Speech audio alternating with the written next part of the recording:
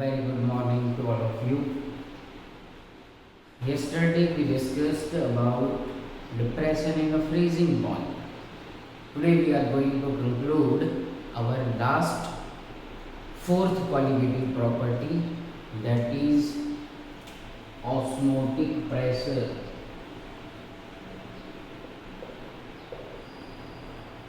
Osmotic pressure very important, very important.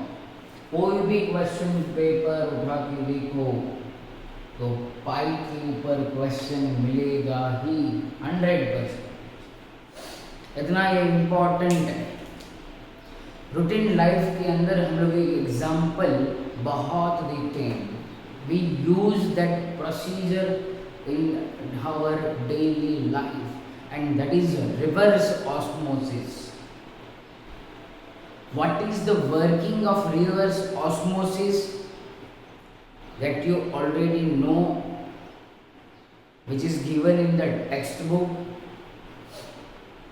Today we understood the concept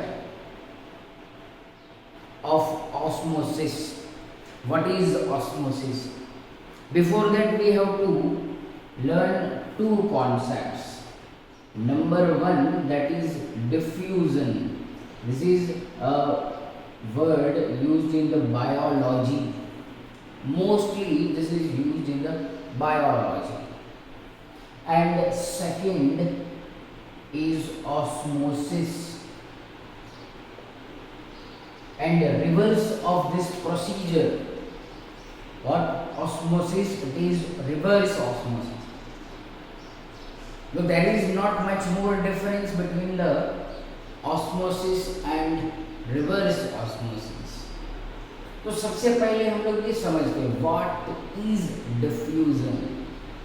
then we move to osmosis and on the basis of osmosis we understand the concept of osmotic pressure. अब हमारे पास आ गए ये दो डब्बे. दो sir एक ही, अच्छा तो यहाँ पे पार्टीशन कर देते हैं. चलो ये हो गया पार्टीशन. और ये जो बीच में पहले इसके अंदर लेफ्ट हैंड साइड के अंदर हमने भरा कोई भी एक solution, name given that solution is solution 1 and in another container we put solution number 2. Now we assuming that C1 is greater than C2, means the concentration of a solution 1 is more than solution number 2. गर्मी मुझे बहुत होती है. चलो solution 1 की concentration more than C2. तो अब क्या होगा? Here what happens? The movement of any, लिखते रहना है आप लोगों को, the movement of any substance from higher concentration to lower concentration is called diffusion. Simple, कुछ भी नहीं होगा. जैसे हम लोगों ने 11th के अंदर चैप्टर नंबर 5 में शायद नहीं पढ़ा होगा क्योंकि वो डिलीटेड पोर्शन में था या तो फिर ओल्ड सिलेबस के अंदर था कि, और जनरली हमारे पास एग्जाम्पल होते हैं. दो कंटेनर के अंदर गैस भर दिया, बीच में कॉर्क से बंद कर दिया. जैसे ही कॉर्क ओपन हुआ तो गैसियस पार्टिकल्स मूवमेंट करते हैं. तो that is related to gaseous particles. But here we have to understand the concept of liquid because this chapter is on liquid. Simple. तो अब यहाँ पे क्या होगा? यहाँ पे सॉल्यूशन भरा हुआ है. यस, यहाँ पे भी सॉल्यूशन है. दोनों का अज्यूम कर लो कि सेम वॉल्यूम भी है. या इसका ऐसा मानो ज़्यादा है volume, no problem. What happens from solution 1? Here concentration is more for solution 1. Then it means कि in C1 or say in solution 1 solute is present in more amount, and in solution 2 solvent is present in more amount. Because less concentration, more concentration terms, it is 100% is related to concentration. तो यहाँ पे हमने assume कर लिया solute in more amount, and in solution 2 solvent is in more amount. Then what happens? So according to the definition of a diffusion from the movement of what? Solute. तो यहाँ से solute particles यहाँ पे जाएंगे, movement करेंगे, and solvent particle from 2 to 1 यहाँ पे movement करेंगे, और बीच में क्या रखा गया है? एक सिंपल सा कर्टेन रखा गया है, और सिर्फ simple filter paper is present here. और यहाँ पे जो वॉइड्स होंगे वो बहुत बड़े होते हैं, उसकी वजह से क्या होता है? दोनों side movement possible. That is known as diffusion. अब यहाँ पे क्या होगा? तो फिर से 2 डब्बे इन ऑस्मोसिस. चलो same thing here, solution 1 sir ऊपर से खुला है, यहाँ से भाग जाएगा, और यहाँ पे सॉल्यूशन नंबर 2. फिर से वही assume C1 is greater than C2. अब यहाँ पे सिंपल सा फिल्टर पेपर नहीं, यहाँ पे रखा गया SPM. What is the meaning of SPM? It is semi-permeable membrane which allows only solvent particles for movement. मतलब क्या होगा? तो यहाँ पे solute particles की size as compared to solvent particle, it is very big. That's why the semi-permeable membrane, यहाँ पे आप लोगों को टेक्स्ट बुक में सेलोफेन लिया गया है, सेल्यूलोज भी ले सकते हैं यहाँ पे as a SPM, and the most popular copper ferrocyanide CuFeCN6. This is artificial SPM, copper ferrocyanide, तो उसको भी यूज किया जाता है. तो they allows only solvent particles for the movement from their higher concentration to lower concentration. अगर पूरे experiment के ऊपर एनालिसिस करो तो here lower concentration is there and they move from lower to higher. हाँ, दोनों राइट आंसर है. If you considering whole experiment, then they move from C2 to C1. If you're talking about concentration, if you're talking about only solution number 2, then here solvent have more volume, the more amount से less amount के अंदर movement करता. This procedure is known as osmosis, only allows the solvent particles for the movement. तो अब क्या हुआ? इस solute को ना बुरा लग गया. देखो साइंटिस्ट बड़े होशियार हैं, अरे यार रोज यही यूज कर लेता हूँ. सॉल्यूट पार्टिकल्स को अब क्या हुआ? थोड़ा सा बुरा लग गया. यार ऐसा SPM क्यों यूज करते हो आप लोग? तो मुझे पास नहीं बोलने देगा. इसके लिए लाया गया किसको? Osmotic pressure. अब देखो फिगर आप लोगों को मेरे साथ ड्रॉ करते रहना, कॉन्सेप्ट को समझना है बहुत अच्छी तरह से.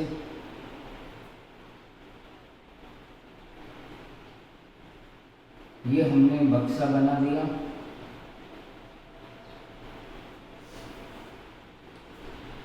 यहाँ पे बक्सा बन गया.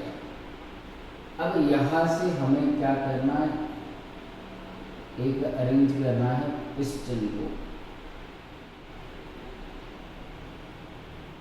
अब क्या था, यही हमारा सॉल्यूशन 1 है, यही हमारा सॉल्यूशन नंबर 2 है। मान लो अभी हम लोगों ने यहाँ पे जो एक पैक करके रखा हुआ, यहाँ से ये जो रास्ता है वो बन गया, यहाँ पे एसपीएम लगा हुआ है, लेकिन अभी ऐसा मान लो कि 100% द वे इज क्लोज्ड, कोई भी गाड़ी पास नहीं हो सकती यहाँ से। अब आफ्टर सम टाइम इस कॉर्क को खोला गया, क्या होगा, यहाँ पे बहुत ही अच्छा सा एसपीएम यूज किया गया है। What is the working of SPM? It allows solvent particles for movement from which direction? Lower to higher concentration. I am here discussing in terms of C1 is greater than C2. Is it clear? अब क्या हुआ, solute particles को बुरा लगा क्योंकि वो जा नहीं पाएंगे, इसलिए उसने क्या किया, ऐसा करो बाहर से कि जिसकी वजह से ये सॉल्वेंट पार्टिकल्स का मूवमेंट भी स्टॉप हो जाए। तो क्या किया, यहाँ पे एक पिस्टन लगाया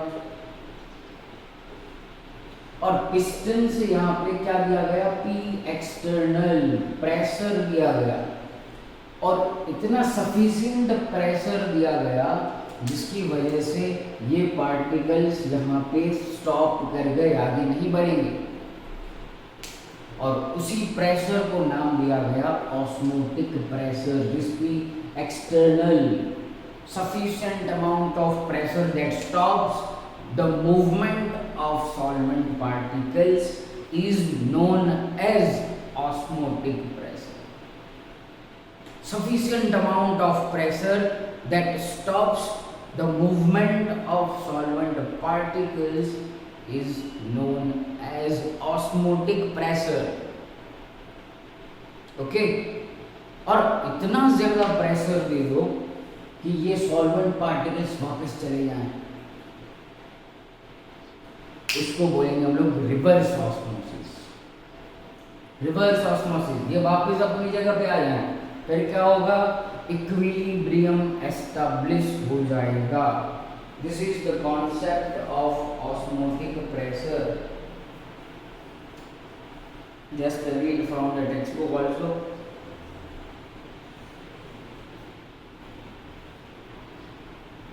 और फिर आपको वो जो क्वेश्चन है 2 मार्क्स के अंदर आप लोगों को पूछ सकते हैं, what is reverse osmosis, explain it's working. तो फिगर आप लोगों को दिया गया है, साथ में एक्सप्लेन भी करना है, सिंपल है। टेक्स्ट बुक में से रीड करोगे तो आप लोगों को बहुत अच्छी तरह से समझ में भी आ जाएगा, और नहीं आता है तो डाउट पूछ। Is it clear? अब एक्सपेरिमेंटली हमें ये पता चला कि this pi is directly proportional to the concentration, molarity, and this pi is also directly proportional to the temperature, because when we change the temperature, molarity will change, because this topic we understood in the chapter number 1 of 11. So that's why the osmotic pressure depends on both the term, that is molarity and temperature. Therefore pi is directly proportional to mp. अब लोग यहाँ पे सी भी ले सकते हो, कोई गलत बात नहीं है। टेक्स्ट बुक में m यूज किया गया है तो हम m यूज करेंगे। अब प्रोपोर्शनलिटी को हटाया तो पाई इज इक्वल टू क्या आया, m r t। What is r? r is the gas constant. r is equal to gas constant. Temperature यहाँ पे लेना है केल्विन के अंदर, पाई आप लोगों को मिलेगा एटमॉस्फेयर के अंदर और बाहर के अंदर। तो ये सिंपल मैथमेटिकल रिप्रेजेंटेशन था, लेकिन most important is what is the meaning of a molarity, moles per litre. Into R T. Pi को यहाँ पे लेके आओ, pi V is equal to n R T. कुछ याद आया? Pi V is equal to n R T, P V is equal to n R T. V क्या था? प्रेशर। पाई क्या है? प्रेशर। दोनों इक्विवेलेंट है? No. PV is equal to nRT is used for gaseous compounds. Pi V is equal to nRT is used for liquid substances. याद रखना। Okay, तो इसके ऊपर हम लोग 2-3 सम्स भी करेंगे साथ में। टाइम क्या हुआ है? तो we have much more time. Let us do 2-3 sums। और आप लोग टॉपिक अच्छी तरह से पढ़ोगे इसको। इसके बाद हमारा एक ही टॉपिक बाकी रहेगा, that is van't Hoff factor, and then we conclude this chapter. Let us do sums.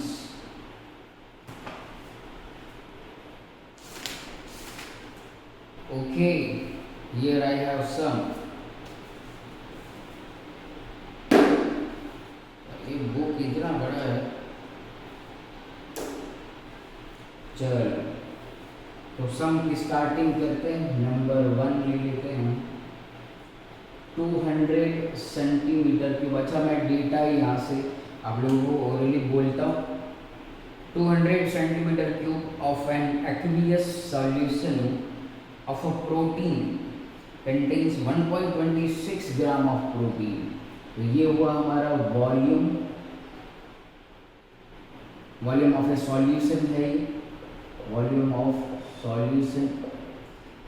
Then WB given is 1.26 gram.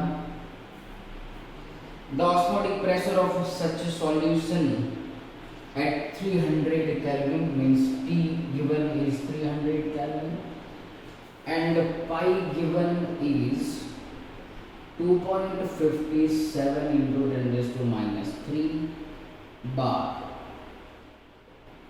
Calculate the molar mass of protein. MB हमें फाइंड करना, and R given is 0.083। तो बहुत ही simple था। Pi is equal to MRT, therefore pi is equal to N/V/RT। Moles क्या होते हैं? तो mass RT W/MB into V होगा। Moles is equal to mass by molecular mass. चलो, pi given is 2.57 into 10⁻³ WB given is 1.26, 0.083, temperature 300 given, MB we have to calculate, and volume तो 1 centimetre cube is equal to 1 ml होता है। यहाँ पर मैं लिख देता हूँ 1 centimetre cube is equal to 1 ml। चलो, तो यहाँ से जब हमने आंसर फाइंड आउट किया, आप लोग भी कर सकते हो, तो आंसर मिला 61039 ग्राम पर मोल। चलो, नोट डाउन करो और फिर हम लोग आगे बढ़े।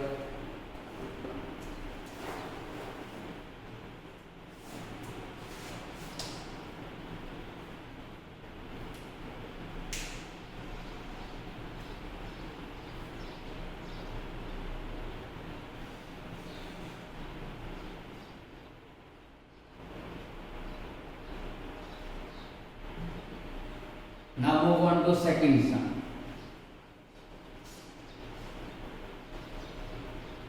अब वीडियो है तो आप लोग पॉज करके भी सब कुछ नोट डाउन कर सकते हो, उसमें तो कोई प्रॉब्लम ही नहीं। चलो, move on to second sum. If 1.71 gram of sugar, चलो, तो WB given is 1.71 gram. Dissolved in a 500 centimeter cube. Volume of solution is 500 ml centimetre cube नहीं लिखते, 300 Kelvin. Then what is the osmotic pressure? चलो तो find करें, pi is equal to WB into R into T divided by MB into volume. Direct formula हमने लिख लिया. What is WB? 1.71, R 0.083 लेना, temperature 300 है.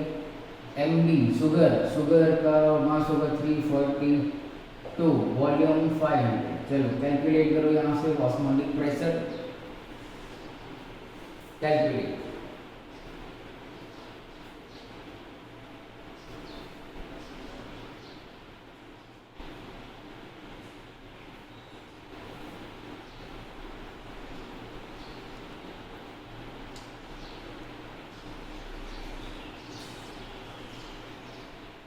तो आंसर आप लोगों को मिल रहा होगा 0.249 बार. Isn't it? चलो इसके बाद एक लास्ट सम लिया जाए, थोड़ा सा मस्त सम है, इम्पोर्टेंट है. चलो calculate the osmotic pressure of A obtained solution. मतलब पाई टी हमें करना है calculate, total partial pressure by mixing 100 ml of 3.4% solution of urea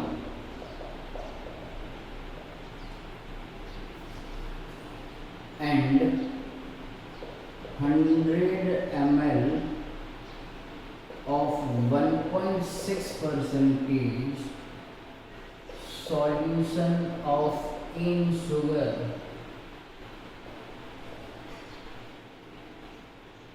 at 293 Kelvin temperature. R given is 0.083. तो दोनों के अंदर क्या करना है, 1/1 पाई 1 प्लस पाई 2 कैलकुलेट करो. यहाँ पे परसेंटेज का मतलब क्या होगा, मास दिया गया है. Okay, mass is given 3.4%. हाँ, ये मास है और ये वॉल्यूम है, मतलब परसेंटेज वेट बाय वॉल्यूम के अंदर कंसंट्रेशन दिया गया. तो ये होशियार है. चलो no problem. Pi 1 is equal to WB into R into T divided by volume into molecular mass. WB यहाँ पे हो जाएगा 3.4, पाई 1 का मतलब होगा यहाँ पे यूरिया के लिए हम कैलकुलेट कर रहे हैं. R गिवन इज 0.083, टेम्परेचर 293 दिया गया. Volume given is 100 ml for both.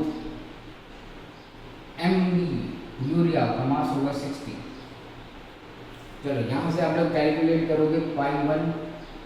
Similarly आप लोग पाई 2 कैलकुलेट करोगे और फिर लास्ट में क्या करोगे, पाई 1 प्लस पाई 2. तो आप लोग क्या मिल जाएगा, पाई टी. चलो कैलकुलेट करो आप लोग खुद से, वीडियो को पॉज कर सकते हो. ओके, तो ये आप लोग सम कैलकुलेट कर दोगे. आंसर मैं आप लोगों को बता दे रहा हूँ. आंसर जो है पाई टी का, पाई 1 प्लस पाई 2, दैट इज 7.46 बार आना चाहिए. डन.